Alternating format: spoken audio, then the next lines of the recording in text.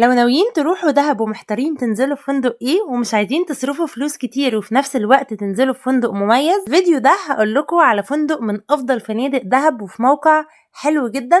فعشان تعرفوا ايه الفندق ده كملوا معايا الفيديو للاخر. صباح الخير او مساء الخير عليكم على حسب التوقيت اللي بتشوفوني فيه. هقول لكم في الفيديو ده على فندق حلو جدا. بس قبل ما اكمل الفيديو واقول لكم كل التفاصيل هعرفكم بنفسي علشان اللي اول مره يشوفني. انا شروق بقدم محتوى عن السياحه والسفر جوه مصر وبره مصر والفنادق واهم مميزاتها وعيوبها واهم اماكن الخروج والفسح. فلو مهتمين بالمحتوى ده وبتحبوا السفر ما تنسوش تعملوا لايك واشتراك وتفعلوا زر الجرس علشان يوصلكم جديدنا اول باول. ويلا بينا نبدأ. الفندق اللي هنتكلم عنه النهاردة هو فندق باندا. فندق باندا بيجي عنه أسئلة كتير جدا وناس كتير قوي بتبحث عنه لأنه هو فندق مشهور جدا في دهب، بيقدم قيمة مقابل سعر ممتازة.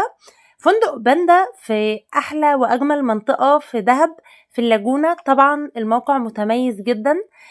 الفندق 3 نجوم، الشط رملي ممتاز، من أجمل شواطئ دهب ومن أكتر الشواطئ المميزة في دهب. فلو انتوا طالعين عيلة أو طالعين كابلز هانيمون أو حتى معاكوا أطفال فالفندق مناسب جدا. الفندق مساحته كويسة، مش صغير قوي ولا كبير قوي. بالنسبة للغرف كلها سي فيو، يعني هو مش سي فيو دايركت بس انتوا بتشوفوا البحر من الغرف. كمان في 3 بول في الفندق، 2 للكبار و1 للأطفال. النظافة هناك يعني كويسة جدا، مهتمين بالنظافة، بنظافة البول بنظافة الغرف. فالنقطة دي برضو مهمة جدا. بالنسبة للغرف مكيفة، بتحتوي على شاشة وميني بار والتويلت.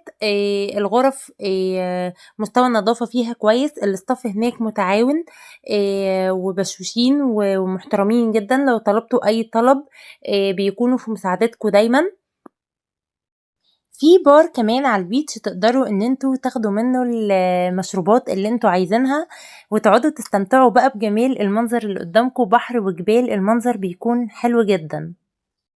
بالنسبة لنظام الإقامة فيه فطار بس وفيه فطار وعشاء. الأكل متنوع والتست كويس جدا. بالنسبة لمساحة الفندق زي ما قلتلكوا المساحة معقولة جدا بالنسبة لفنادق دهب. فالمساحة كويسة جدا، من أفضل فنادق دهب في المساحة.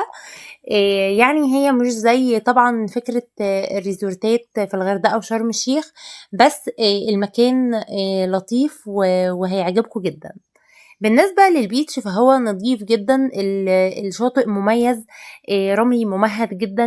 لو معاكوا أطفال فالموضوع هيكون مناسب ليهم جدا. من أفضل شواطئ دهب ليه؟ لأنه بيكون في منطقة اللاجونة، ومنطقة اللاجونة طبعا منطقة مميزة كمان. بتكون مميزة في إن بالليل انتوا في قلب اللاجونة فتقدروا إن انتوا تخرجوا بكل سهولة، تروحوا تسهروا في اللاجونة. بالنسبة للممشى الفندق بعيد عن الممشى شوية، بس بالعربية بيكون 8 دقايق أو 10 دقايق بس، مش بيكون بعيد قوي بالعربية. لكن مش هتعرفوا ان انتوا تاخدوها مشي للممشى، هيكون المسافة طويلة شوية. الفندق كمان بيوفر رحلات داخلية في دهب. طبعا دهب اللي يروحها لازم ان هو يعمل رحلات وانشطة هناك. دهب مليانة انشطة ورحلات داخلية جميلة جدا، ما ينفعش ان انتوا تروحوا دهب وتفوتوها. معروف إن دهب من أجمل مدن مصر وفيها محميات طبيعية مصنفة من أجمل المحميات الطبيعية في العالم. يعني لازم تعملوا سنوركلينج أو دايفنج هناك. طبعا في محميات طبيعية كتير هناك، البلو هول وثري بولز، في حاجات كتير قوي حلوة هناك لازم تعملوها. كمان في خروجات بالليل وأنشطة برضو تقدروا ان انتوا تعملوها بالليل. فأصلا كده انتوا مش شرط ان انتوا تزودوا في تكلفة الفندق أو تدفعوا فلوس كتير في الفندق. أهم حاجة يكون المكان نظيف ومناسب للنوم، لأن انتوا طول اليوم أصلا مش هتكونوا في الفندق، الصبح أنشطة وبالليل خروجات. فالفندق هيكون مكان للنوم بس. فأهم حاجة تختاروه مكان نظيف ومكان الموقع كويس، وبعد كده بقى تنطلقوا في دهب وتعملوا الأنشطة والرحلات. كمان في الممشى في دهب مكاتب كتير بيعملوا رحلات داخلية. ايا كان الفندق اللي هتنزلوا فيه لو هو مش بيوفر رحلات فتقدروا ان انتوا تشوفوا اي مكتب في الممشى تعملوا منه رحلات داخلية. في طبعًا فنادق كتير كمان في اللاجونة غير باندا، يعني فندق جنة سينا جنب باندا على طول في اللاجونة برضه، وأنا كنت نزّلت فيديو لفندق جنة سينا، هاسيبه لكم برضه في الآي فوق، وهاسيب لكم اللينك في الوصف علشان تقدروا تشوفوه وتشوفوا مميزاته وعيوبه، وتشوفوا إيه الأنسب ليكم في الفنادق دي. ده غير إن أنا كمان نزّلت فيديوهات كتير لأفضل فنادق دهب وأهم حاجات تعملوها في دهب، برضه هاسيبها لكم في الوصف علشان تقدروا تشوفوها بسهولة. وطبعًا لو أنتم عايزين تسألوا أي سؤال عن أي فندق تاني أنا حتى ما اتكلمتش عنه، اسألوا في التعليقات، وأنا متعودة دايمًا إني بارُد على أي استفسار، أي حاجة عايزين تسألوا عنها اسألوا، لو عايزين كمان أنزّل فيديو عن حاجة معينة سيبوا لي تعليقاتكم وأنا هانزّل لكم كل حاجة أنتم عايزينها، هانزّلها لكم في فيديوهات جاية. طبعًا كلنا شايفين ارتفاع الأسعار والفنادق كلها أسعارها ارتفعت، وأنا طبعًا متفقة معاكم جدًا في النقطة دي، وباحاول إن أنا الفترة دي أنزّل لكم فيديوهات عن فنادق اقتصادية كتير، لإن طبعًا دي بقى أغلب البحث عنها عن الفنادق دي، فباحاول إن أنا أنزّل لكم كل الفنادق دي وريفيوهات عنها ومعلومات تخُص الفنادق دي، علشان اللي عايز يروح أي فندق من الفنادق دي وعايز يعرف معلومة معينة أو حاجة معينة يقدر إن هو يعرفها بسهولة ويقرر إيه الفندق اللي هيقدر يروحه. كمان أنا مش هانزّل طبعًا المستويات الاقتصادية بس، هانزّل كل المستويات، بس طبعًا إحنا عارفين إن الأغلب بقى بيحاول يشوف حاجات اقتصادية نظرًا للارتفاع الشديد في الأسعار، طبعًا كلنا واخدين بالنا. ف فلو عايزين برضه يعني كل الفيديوهات اللي أنا نزّلتها لو حسيتوا إن في حاجة أنا مش منزّلاها عن فندق معيّن عايزين تستفسروا عنه، سيبوا اسم الفندق وأنا هاجاوب على أي استفسار حابين إن أنتم تسألوا عنه. بالنسبة بقى لفنادق دهب بييجي لي برضه أسئلة متكررة كتير أوي، إحنا عايزين فنادق يكون الشط رملي وفيه aqua park، ما فيش الحاجتين دول مع بعض مجتمعين في دهب كده مش هتلاقوا، لو في aqua park هيكون الشط صخري، لو في شط رملي مش هيكون فيه aqua park، فلازم تتنازلوا عن حاجة. يعني فندق باندا اللي إحنا بنتكلم عنه في الفيديو ده ما فيش فيه aqua park بس الشط رملي مميز جدًا.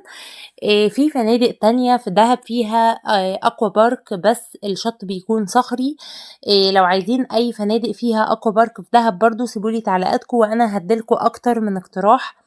كمان دهب طبعًا فيها أكتر من مكان، اللاجونة، 3 بولز، الممشى، الblue hole، كل المناطق دي بيكون فيها فنادق كتير، فشوفوا طبعًا إيه المكان الأقرب لقلوبكم والمكان اللي أنتم حابين تقيموا فيه، وأنا برضه هارشّح لكم أفضل فنادق في المناطق دي.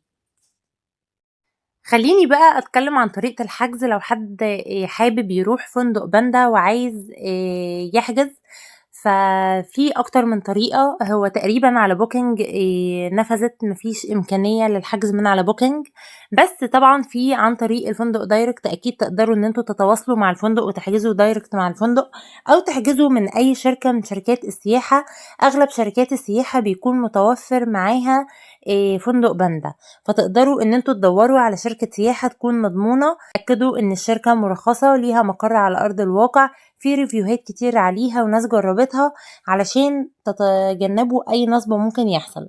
طبعًا في عمليات نصب كتير حصلت من شركات سياحة ما لهاش وجود أصلًا، وطلبت من الناس إن هي تحوّل الفلوس والناس حوّلت الفلوس، وطبعًا ما فيش حد تاني تواصل معاهم والفلوس راحت عليهم، فحاولوا إن أنتم تتأكدوا من الشركة، لإن طبعًا إحنا بنكون المبلغ ده إحنا موفّرينه من السنة للسنة علشان نسافر ونتبسط، فحاولوا إن أنتم تكونوا متأكدين من الشركة اللي أنتم بتحجزوا معاها. بالنسبة للحجز من خلالي لسه ما بدأتش حجز، بس إن شاء الله قريب هاوفّر الoption ده، وأول ما أوفّر الoption ده هاعلن عنه وإن شاء الله أوفّره لكم بعروض كويسة. بالنسبة بقى للناس اللي هتحجز عن طريق الفندق دايركت وعايزة مثلا انتقالات، في طبعا شركات نقل كتير جدا زي جو باص، بلو باص، في شركات نقل كتير جدا تقدروا ان انتوا تحجزوا من خلالها. كمان في العودة برضو في دهب مقرات لشركات نقل كتير، فالموضوع ده سهل جدا ان انتوا تقدروا تعملوه. وعايزة أقول لكم تاني إن دهب من أجمل البلاد اللي ممكن تروحوها في حياتكم. في مقولة كده بتقول إن دهب اللي بيروح دهب مرة قلبه وروحه بيتعلقوا بالمكان للأبد، وروحه بتتردله مجرد ما يرجع المكان تاني. فبجد ده اللي بيحصل، أي حد بيروح دهب بيتعلق بيها جدا، ولازم إن هو يروح تاني وتالت وعاشر. فأكتر مكان هتروحوا مش هتندموا أبدا إن انتوا رحتوه. وفي الآخر عايزة أقول لكم حاجة مهمة، إن إحنا عندنا في قناة فكرة وسفرية بتكلم فيها عن السياحة والسفر، سواء سياحة داخلية أو خارجية، وأفضل الرحلات اللي ممكن تعملوها في مصر سواء بحر أبيض أو بحر أحمر، وترشيحات الفنادق وأفضل الرحلات وأماكن الخروج. فلو مهتمين بالمحتوى ده وبتحبوا السفر، ما تنسوش تعملوا لايك واشتراك وتفعلوا زر الجرس علشان يوصلكوا جديدنا أول بأول، واعملوا مشاركة علشان يوصل لأكبر عدد من الناس. كمان دعمكم ليا هيفرق معايا جدا، وهيساعدني ان اقدم ليكم كل جديد. ويهمني جدا ان اعرف رأيكم في الكومنتس، ولو عندكم اي سؤال بخصوص السياحة والسفر، او اي سؤال بخصوص اي فندق او اي استفسار، سيبولي تعليقاتكم وانا هرد عليكم. وباي باي.